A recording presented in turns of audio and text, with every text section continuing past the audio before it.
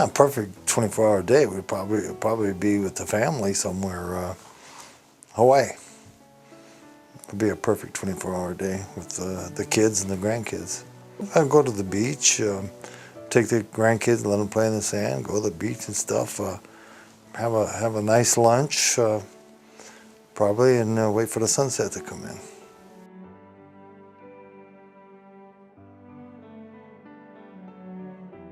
The guy that influenced me the most was Ben Davis. He was my Little League coach, and he was president of ILW, International Longshoremen Warehousemen's Union. And when I got out of high school, I went to see him, and he got me a job.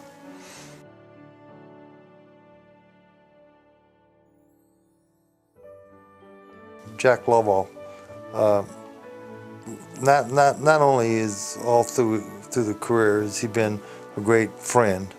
I've learned a lot from him, and he's been very, very helpful, very morally supportive, and I learned to really like the guy, learned to love the guy, and he would do things.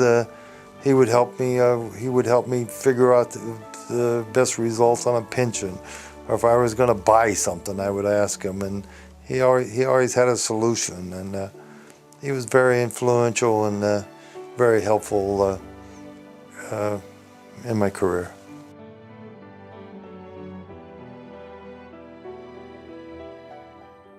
Ben Davis was my mentor, as I said. He was my Little League coach, and he was president of the union, and it was my destiny. That's the first job I ever had with the Longshoremen's Union, real job. I mean, I worked in the slaughterhouses every summer prior to that, but the first real job I ever had was a union job, the International Longshoremen Warehousemen's Union, and I was hooked. Actually, I started in management, to be honest with you. I started because at that time I was probably the only one that was going to college, and I worked for Pillsbury on 12th and C, and I was a flour miller, and I had an office, and they let me go to night school and study, and I was management. And they came to me and wanted me to fire an individual that worked for them. In those days, you didn't have your pensions vested, and this guy had like 6 months to retire. And they wanted me to fire him because I was management. The president of the union got me the management job, and so I told the company. I said, I said, what did he do? He said, he left a cable on a boxcar, and you know how much a cable costs on a boxcar? And I said, well, I'll have him pay for the cable. He said, no, we want to beat him out of his pension. We want you to fire him. I said, I'm not firing him. And so I went from management from an office to unloading boxcars with a shovel the next day.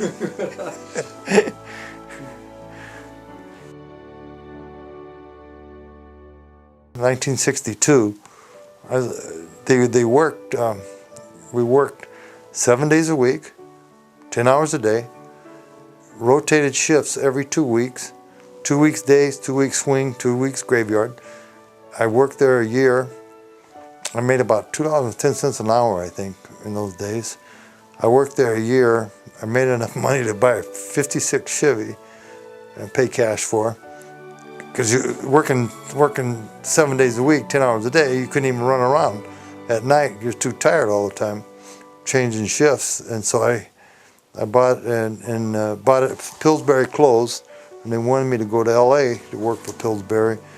And I had enough of 7 days a week, 10 hours a day when I was only about 19 or 20 years old. So of course I didn't go, and I went to work for United Grocers out on the Florin Road at that time, warehouse. So, and the interesting story there was, I thought I'd draw unemployment.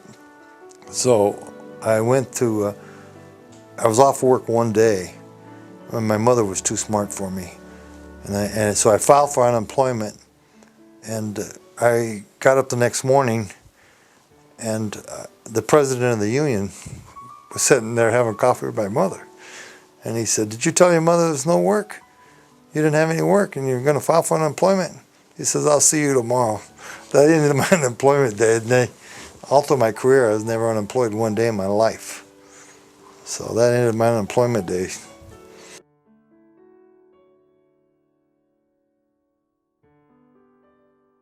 Vietnam messed up my life. And I was drafted in 1966. And I went to Vietnam cruise ship. And I was seasick for 30 days. I went from 230 pounds to 180 pounds and ended up in the hospital. And when I went to Vietnam, it was the jungle. We had no living quarters. I'd never been away from West Sac, I don't think, prior to that. Lived in the jungle, and we had to build the wooden floors, and finally got barracks. And I was infantry for about 6 months, and had to pull guard duty and go out in the jungle once a week, and what have you. Being the manipulator or the negotiator I ended up getting in the mess hall, becoming a cook. I told him I was a chef in Sacramento. Couldn't cook a lick, but I told him I ended up being a cook, and it probably saved my life.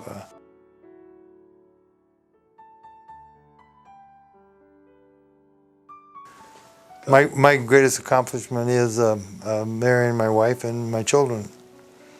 This is my greatest accomplishment. It's almost a perfect family, and that's very unusual. I think I feel that way because both of my kids are very successful, done well in college, met almost all my expectations.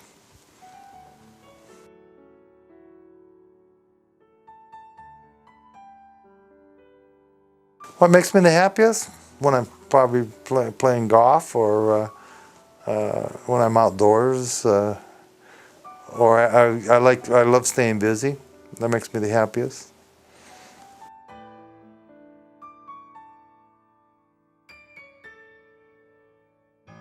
My favorite age in life was when I had Tara in softball. And I had, in the age, God, I mean, I don't even know how old I was then. And I had my son in baseball. And baseball, that was my favorite time of life, because I had some quality time with the kids, traveled with the kids, playing sports and stuff. And at the time, I thought it was a burden, and I look back, and that was the best times of my life.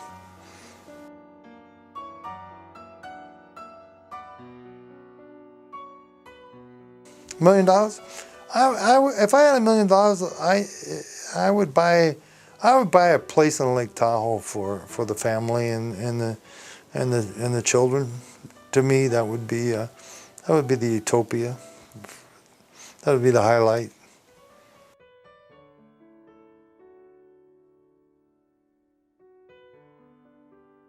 Always be a parent. I mean, when I say always be a parent, I never believed in the father that used to take the son out drinking and get drunk with him, and I always kept a separate zone.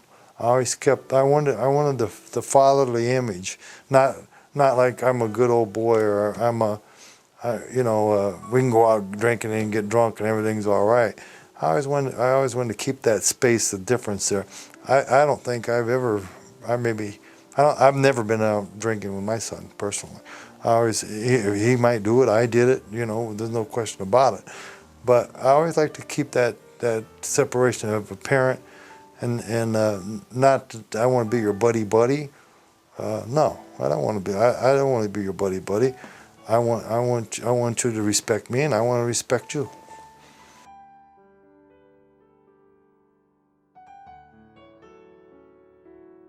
I'm very surprised. My son-in-law and my daughter are doing a great job with their children, and my son-in-law, I think I intimidated him when he first came into the family and got married, because his side of the family was supervisors or management more so than the union, on the union side. But the best advice I could give: be supportive of all their events, no matter what it is. I mean, if it's a play or if it's a soccer game or something, be there for them, and just show them that you care.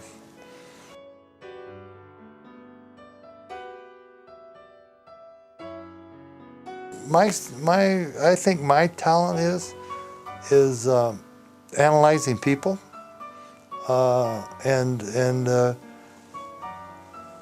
motivating my friends around me, and they motivate me. But I've always liked people in general. I do like people in general, and my biggest asset was I would rather get along with people and be happy with people than really be argumentative or debate with them or challenge them, and it always seems to work. Now, don't take my kindness for a sign of weakness, because it doesn't work then. If it does, but yeah, my best is people. I'm a people person. I think that's one of my biggest assets.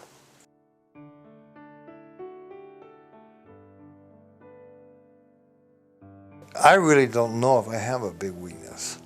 I'm not. I don't believe everybody deserves a third or fourth chance in life. I believe you got to. If you make a mistake, you got to live up to them. You might deserve a second chance, but with me, the third chance, no, I'm not dealing with you. So I don't know what my weakness could be, because I don't let people take advantage of me. So I really don't know what my weakness could be.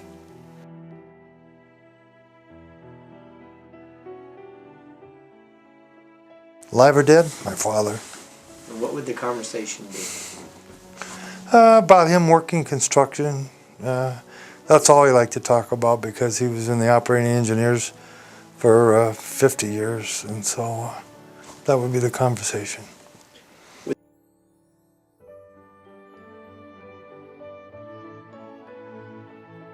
Yeah, the question I would I think the question I would want to ask him is, why when he worked construction he never wore a hat or never would put on sunscreen, would be the question. I never did ask him that question, but I guess when he worked construction, the sunscreen and hats just weren't popular.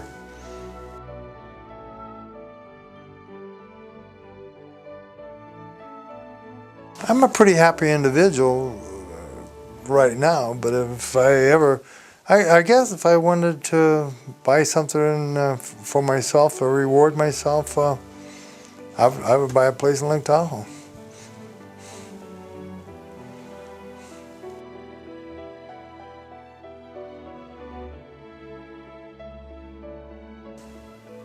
I probably think more than people. I never let them know how I try not to let them know how I think, but I try to analyze things more so than they think I do.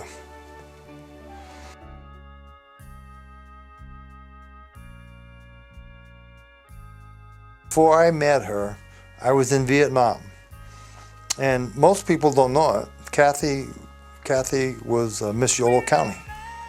And I got the local newspaper, and I saw her in the local newspaper. And when I was in Vietnam, and what I didn't know, that Kathy worked for my mother. My mother ran a dress shop, and Kathy worked for my mother. And Kathy also was my sister's best friend. And when I came back from Vietnam, it was like my mother and my sister and them, and they already, it was pre-done deal. It was. And so I met Kathy, of course, through my mother and my sister. So it was kind of like they picked her out. My mother picked her out, and it was a done deal, man. I never had a chance. I wouldn't have ever had a chance, which I didn't, because I didn't want not to have a chance, but I wouldn't have had a chance either way. So yeah, between my mother and my sister and stuff, it was like a prearranged deal.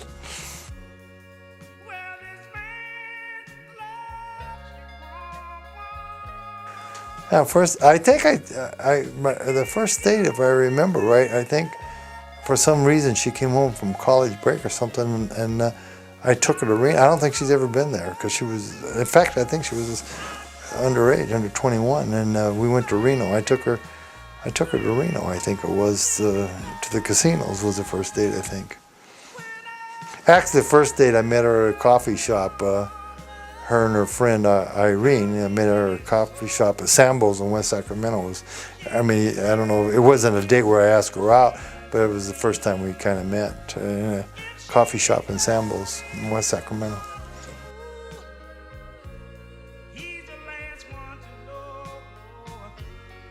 First time I saw her, first time I saw her, I knew that I was going to pursue it one way or the other. She had a boyfriend named Tom Crumley. I think she'd been going with prior to that or something, but I knew that wasn't going to be a problem.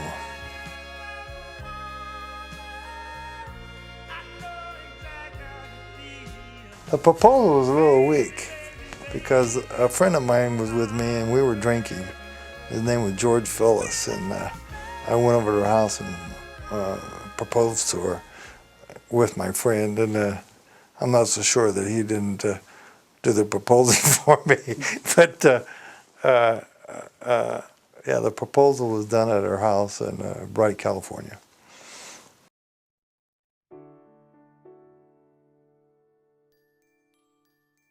I think the secret was that we're different. The secret is that she teaches at a Catholic school. She believes strongly in the Catholic religion. I'm 50-50. I think I was always into sports, and she never complained if I played sports or if I go play golf or whatever. She's the total opposite. She likes to read. As long as you give her a book or something, we're almost total opposites. But it worked for us because it wasn't clingy, or it wasn't, we didn't have a lot in common, but it just worked, and it always has. So after 40 years, I guess we both did something right.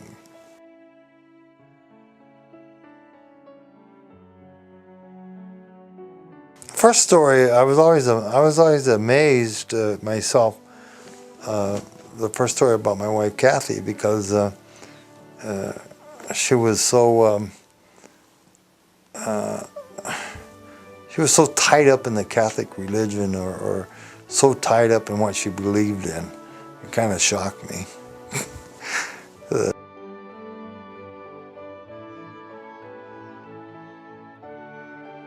Tara gave me a run for my money when she was in high school.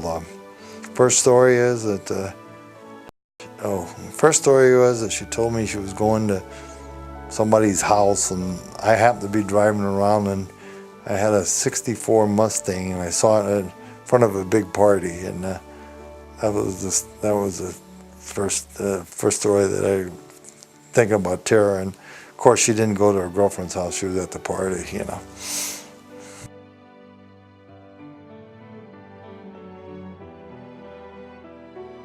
First story about Eric, he was always so consistent, and I only seen him mad one time, thank God. But my best story was when I realized he was getting too big and strong. He was only about 14 years old, and he had my TV flipper, and so I yelled at him in a grumpy voice, giving my TV flipper, and he says, "Come and get it." And so I jumped him, and I realized that I made a mistake. I realized he was getting bigger and stronger than I ever thought he was, and that was the last time I jumped him for the TV flipper, because it took me a little longer to get it than I thought.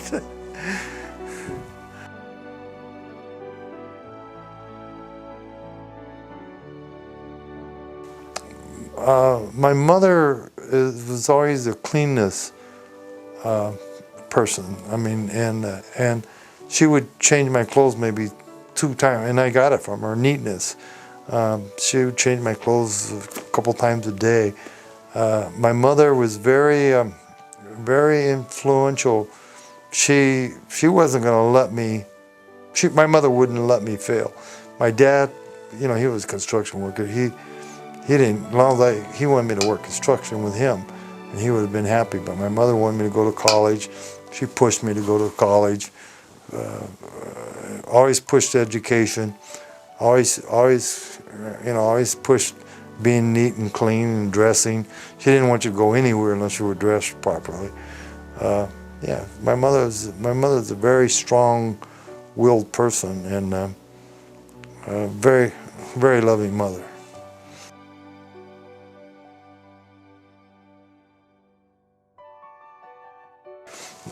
My granddaughter Cammie is identically to Tara. No ifs, ands about it. She is identical. And her son Brandon.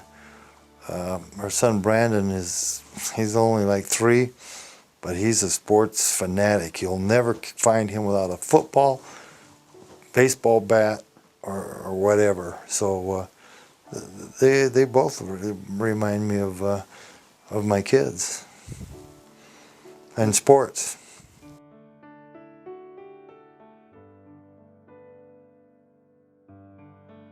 Oh, the most important thing I want my grandchildren to know about me, that I love them dearly, and I love them dearly. There's nothing better in the world than for them to come over and I take them riding on the 3-wheeler, a little motorcycle, or their fire trucks.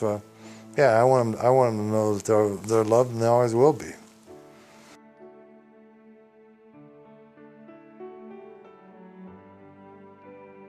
I would like to see the fairness, the quality. I'd like to see that they're fair, that and they already have the talent. I watch them, and they already have the talent to communicate well, and do well with people. I think that's the quality I'd like for them to carry over.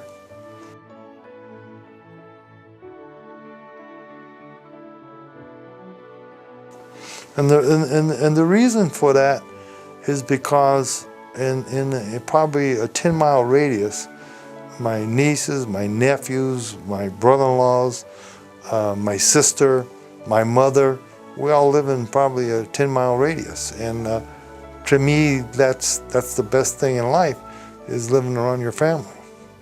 I have no desire to, never had a desire to move out of West Sacramento. Love West Sacramento, good, bad, and different. But the reason I think it is because all my brother-in-law, I think everybody in the family, finally one of them moved to, one of my nieces moved to Seattle, and then Tara moved to Walnut Creek. But that's an hour and a half away. But other than that, all of my grandparents, Kathy's mom and dad, my mom and dad, my grandmother, we all lived in a 10-mile radius.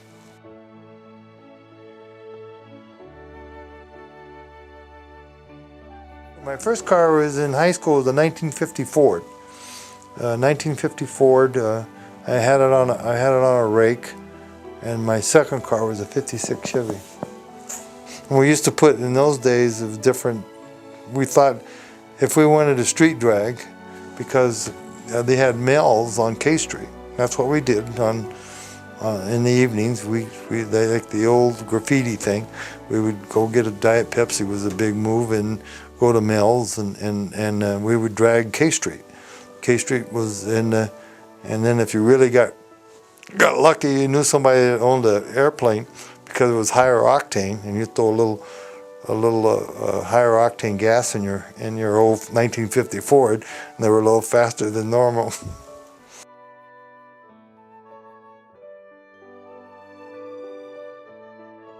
My perfect meal is I like polenta with cheese and salami and hot spaghetti sauce over it is my favorite meal.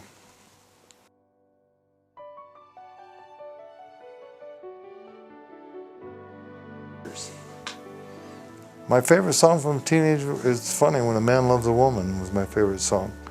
back in those days. I like the old doo-wop, I still do today, but yeah, dock of the bay type of stuff.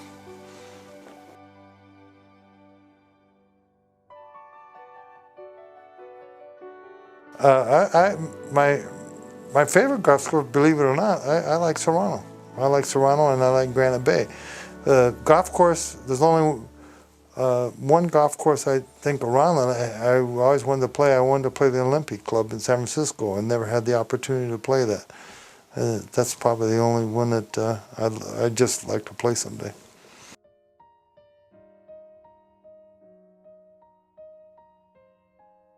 Davis Golf Course, the first hole-in-one I got was a terrible shot.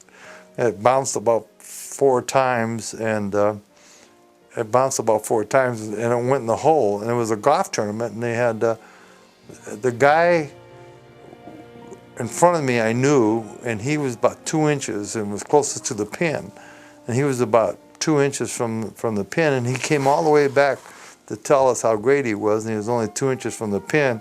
And then I made my shot, and it was the ugliest shot in the world, and it was a hole-in-one. And so it kind of ruined his little parade, and it was worthwhile. I think Raymond Kristoff was with me with my 3 hole-in-ones. With 3 of them, he was with me on all 3 of them. There weren't pure shots. Yeah, there were. And then the last one was at Valley High. It was a windy day, and I thought it went in the water, and the wind picked it up and hooked it, and went right in the hole. So they weren't real pure shots. Probably only 1 good shot out of the 4 hole-in-ones. So.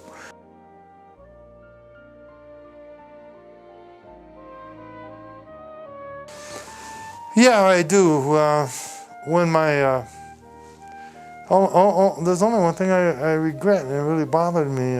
When my father was on his deathbed, and he's been sick for a long time. He called and he wanted. I took him to the hospital and I stayed with him that day, and I went home. And he called me on the phone and he said, "I need you to come back." And I said, "You got all the grandkids there," because we took all the grandkids there and stuff. I said, "I'll come out later." Well, he died. So I regret not going back.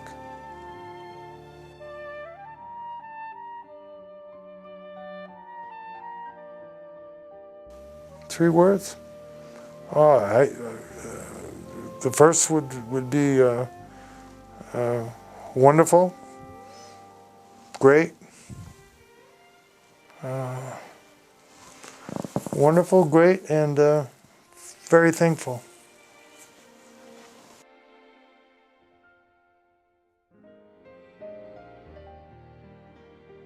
I think the most significant life lesson I can share: never give up.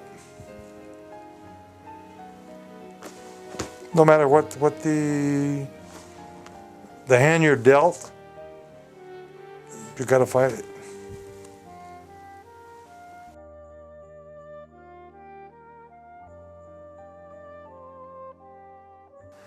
In the labor movement, I'm very thankful for all the years of support I've had from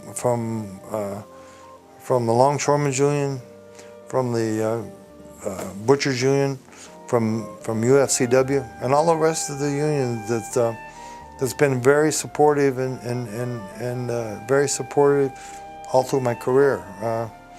It's my second family, and I never realized it until later on in life. The support cast I've had has been great, been great.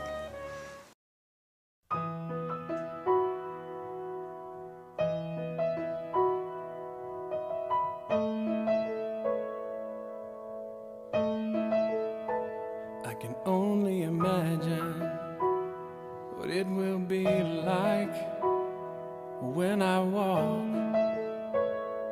by your side.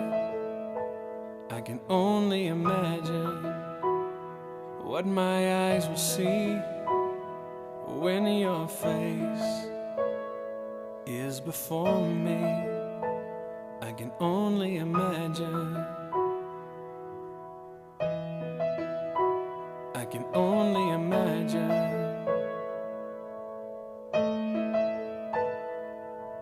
Surrounded by your glory, what will my heart feel? Will I dance for you, Jesus? Or in awe of you be still? Will I stand in your presence? To my knees or will I fall? Will I sing hallelujah? Will I be able to speak at all? I can only imagine. I can only imagine. I can only imagine when that day comes, when I find myself standing in the sun. I can only imagine when all I would do is forever, forever worship you. I can only imagine. I can only imagine.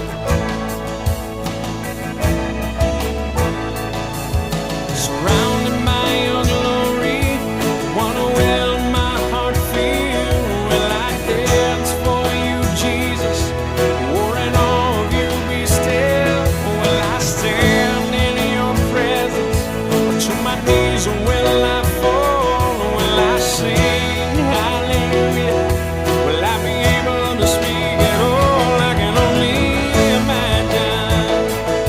Yeah, I can only imagine. Yeah, surrounded by your glory, what will my heart feel? Will I dance for you, Jesus?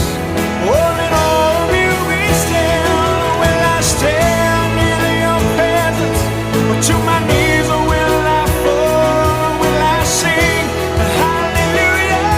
Will I be able to speak at all? I can only imagine. I can only imagine. I can only imagine. I can only imagine. I can only imagine. I can only imagine. I can only imagine when all I would do is forever, forever worship you.